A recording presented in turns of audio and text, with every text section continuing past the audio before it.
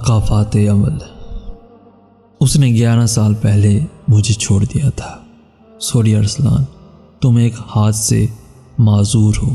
Mummy papa نے مجھے سمجھایا زندگی کوئی فلم ڈرامہ نہیں، حقیقت میں زندگی جینے کے ہر ایک لمحے کا خراج وصول کرتی ہے، اور مجھے نہیں لگتا تمہارے لیے اس معذوری کے ساتھ مستقبل کی ذمہ داریوں کا بوجھ اٹھانا آسان ہوگا۔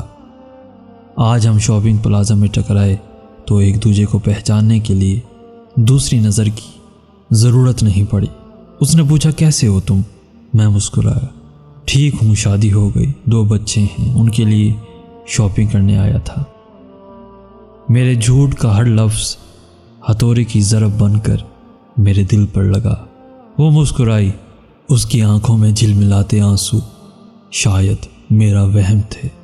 کہا تھا نا سب ٹھیک ہو جائے گا، سب بھول جاتے ہیں ایک دوسرے کو۔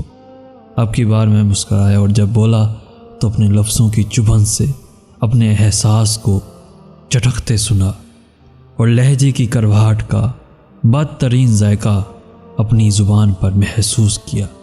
ہاں تم نے ٹھیک کہا تھا، سب بھول جاتے ہیں۔ آنسو ضبط کی دیوار توڑتے ہوئے آنکھوں میں امڑ آئے۔ اس سے پہلے کہ وہ برس پڑتے میں واپس پلٹ کر چل دیا۔ اچانک اس کی آواز سنائی دی، ارسلان بیٹا سیڑھیوں سے ہٹ جاؤ، گر جاؤ گے۔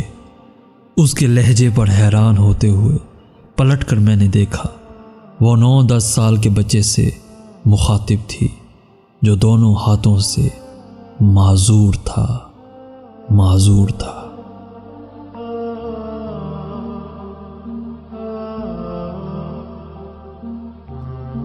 پیارے دوستو، اگر آج کا میسیج آپ کو پسند آیا ہے تو اپنے دوستوں کے ساتھ ضرور شیئر کیجیے گا، اور ایسی ہی ویڈیوز روزانہ حاصل کرنے کے لیے ہمارا چینل ضرور سبسکرائب کیجیے گا۔ جزاک اللہ خیر۔